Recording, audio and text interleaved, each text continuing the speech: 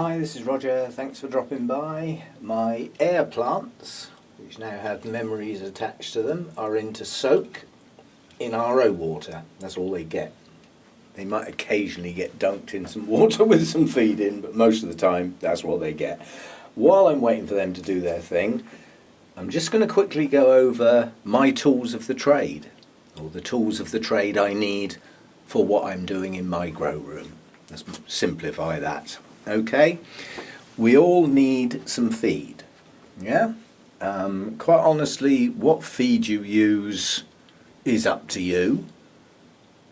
There are fors and against some of them, but they all have a job to do. The job to do is to get a balanced set of nutrients into your plants. So if they're doing that, that's okay.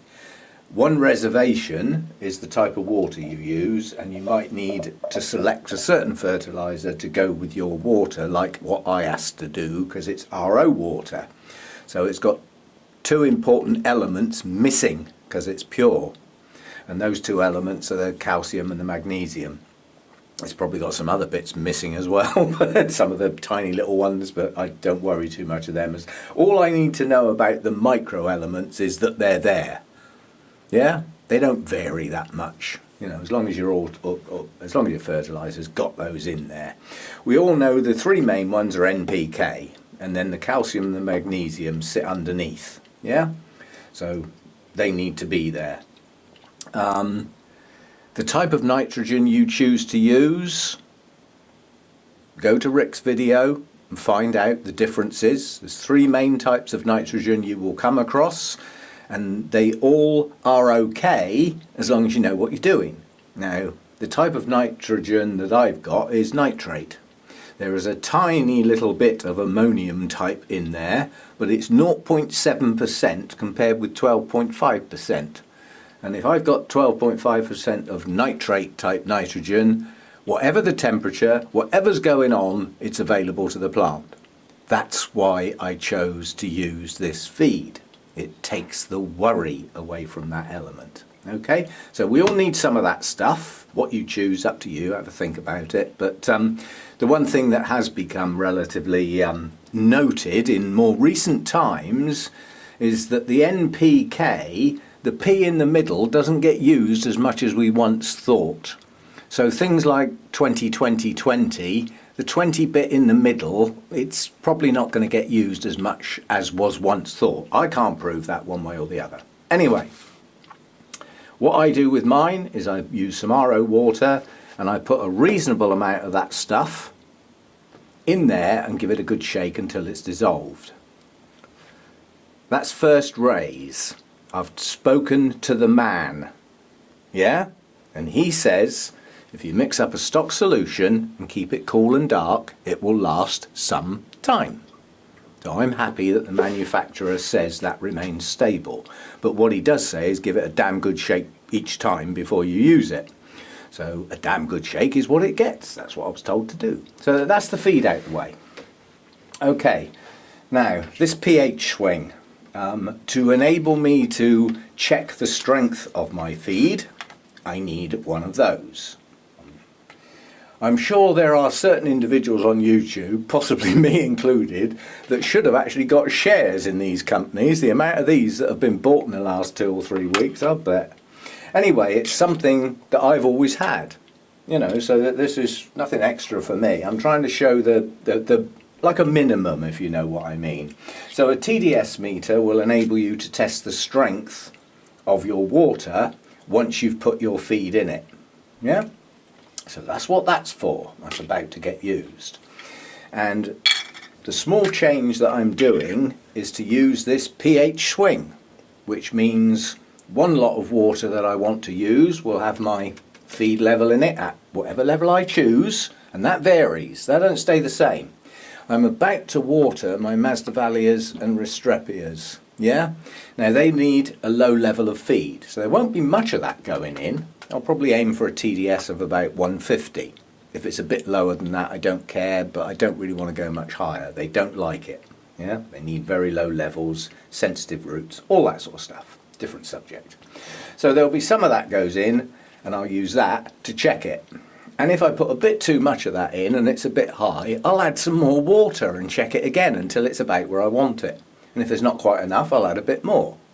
I'm getting quite good at guessing that. I've been doing it most of this year. So that's that bit out of the way. But the only other thing I need to do then is to add some of this. Now that's citric acid in an incredibly weak solution.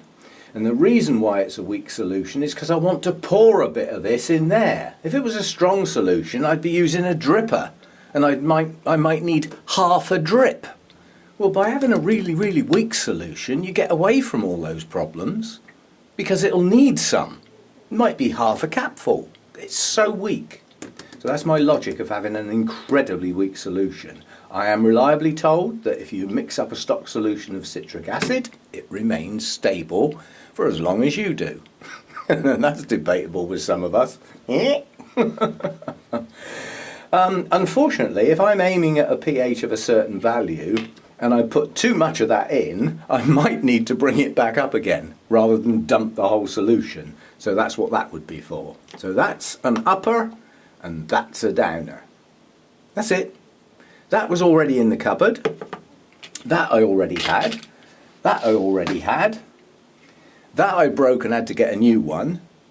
So that's a replacement. Basically, I stuck my finger through the glass trying to clean a bit of muck off. So I broke it and replaced it. That's not an expense. That was already in the cupboard. So the only expense is that. That costs less than £2 for an amount that will still be around long after I'm gone. Less than £2. That's all I've spent. Procedural change. After adding my food and getting it to the level that I want, I will decide, am I swinging low or am I swinging high? And anybody who starts singing is going to get a clip round the ear. I know what you're all thinking, especially the especially the rugby people, yeah. Or in this country anyway, it's our theme song, isn't it, or something like that, swing high. Anyway, so depending on whether I want my pH below 5.8 or above it, and not by much, you don't need to go mad, you just need to go a bit. So if I'm aiming below 5.8, I want around 5.5, 5.6, that'll do, that's close enough, and I'll use that to check it. And if I put a little bit too much of that in, I'll put a pinch of that in. And then if it goes up too high, I'll put a bit more of that in. And eventually it'll overflow over the top and I'll run out of everything. Doesn't have to be that exact. However, what am I going to need to do if I'm swinging high and I want a reading of about 6.1, 6.2? And the answer is probably nothing, because my feed will do that. So I'm changing one watering either to an every other change, or depending on where I flush, every third. I really don't think that's a big deal, is it? To actually make sure that you're feeding your plants right. That was my only extra expense. Yeah? And what am I changing?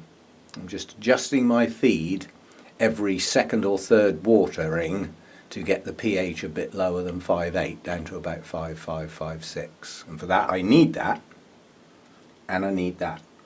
And that I already had. Is that much of a big deal? How many thousand different types of feed have I got? How many different types of feed do I need at this time of year?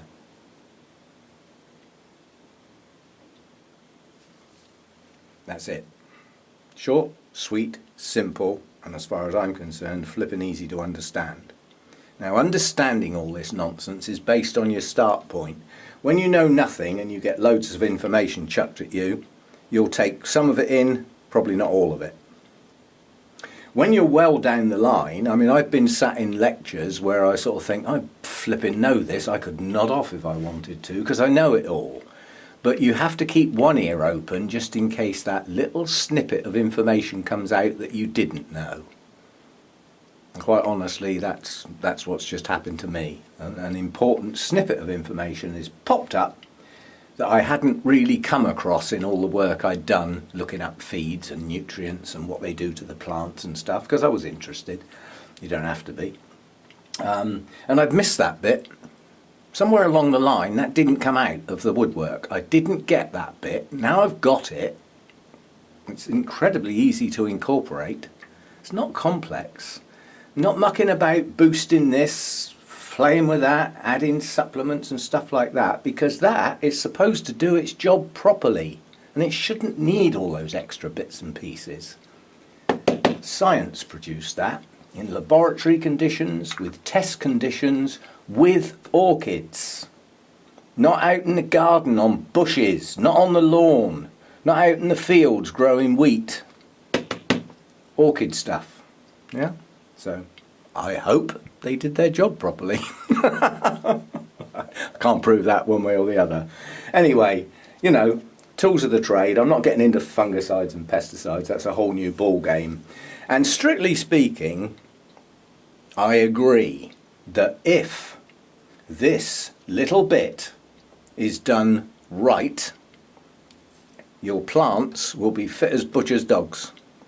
And if they are, the chances are all those pesticides and fungicides and stuff like that just might not get used as often as perhaps they once were. Because big, strong, healthy plants with a nice balanced set of nutrients at the right levels will fend them off. So by doing this bit, you reduce the need for those other things. Now, if none of that makes sense, don't do it. Do your own thing. If it makes sense, do some of it, most of it, or all of it. But I find that incredibly simple. Choosing the right type of the feed to go with the water you use. And once you've made that decision, unless you change your water, do you need to make that decision again? Not really. Yeah, different time of year you might need to adjust things, but I haven't got there yet. I'll do that when we get there. It's still growing season at the moment. I want stuff to grow. So feed, you need some of that.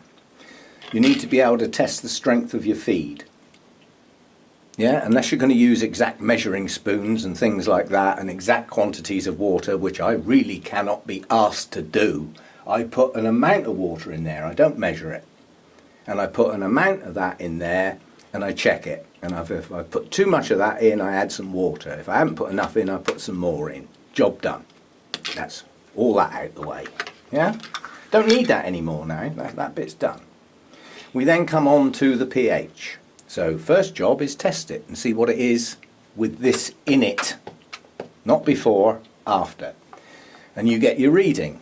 And then you decide, is that the reading you want? And if it isn't, do something about it. If it's too low, add a bit of that stuff out the old baking cupboard. If it's too high and you want to drop it down, add a bit of something like that. There are proper products on the market called pH down and things like that. If you want to spend all that money and get those, by all means do so. But the basic ingredient in a lot of them is this. And the man himself said that's what he uses. That's good enough for me. So, as I say, you know, pH up, pH down, simple and dirt cheap. And that to check them. It's only a small table. I've only used that little bit of it. And until the autumn, when things do start to change, because I'm in the UK, that's all I'm going to need. Simple, easy. And I know why I'm doing it. I understand why I'm doing it. Therefore I'm happy to now go and do it. And hopefully at the other end of what I'm about to do, which is water a load of plants, the plants will be happy with it as well. Yeah? Certainly a lot happier than they would have been prior to getting that. Because that's the only thing I've changed. Less than £2 for a lifetime supply. Job done. See you next time. I thought I'd tag that on the end. This is the one that was hidden. Yeah, this is Spring Dream Apollon. And as an initial look, I would suggest that is exactly the same as the one I've already got, the big one up the back there. Yeah? So I might be able to name that. I need to do a little bit more work, but that definitely is Spring Dreamer pollen, and to all intents and purposes I can see no differences. Details: green centre, yeah, fades a little bit paler to yellow as time goes on, but a greeny yellow. Nice crisp pure white with just a hint of pink on the tips.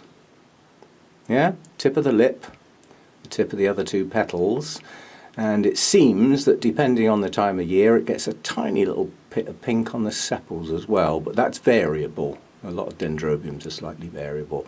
But I can pretty safely say that my monster is Spring Dreamer pollen, based on that one that is positively ID'd. So that's good. The other thing I wanted to show, I'm tagging stuff on again, aren't I, is this little Orangus is opening. Not properly open yet. I mean, it's got two larger spikes to come yet, plus some more buds on there. But I think this makes a good example of a plant that has taken since the middle of May with those spikes to get to this point when a bloom has actually opened. The spikes are slow. That's just how Orangus are. I don't think there are any quick ones. I had one that took 13 months, but I've lost that plant now. It's gone. So yeah, Orangus decariana, and I think I will update this one on a regular basis. The thing I can't do is bring you out here after dark to get at the fragrance. I'm afraid that's just for me. Sorry. Thanks for visiting my channel. Hope you enjoyed this video. If you did, there are some others you could watch below. You can just click on the thumbnails. If you'd like to see more of my videos, please subscribe to my channel. You can use the link below. I post on most days, so hope to see you again soon. Thanks for stopping by.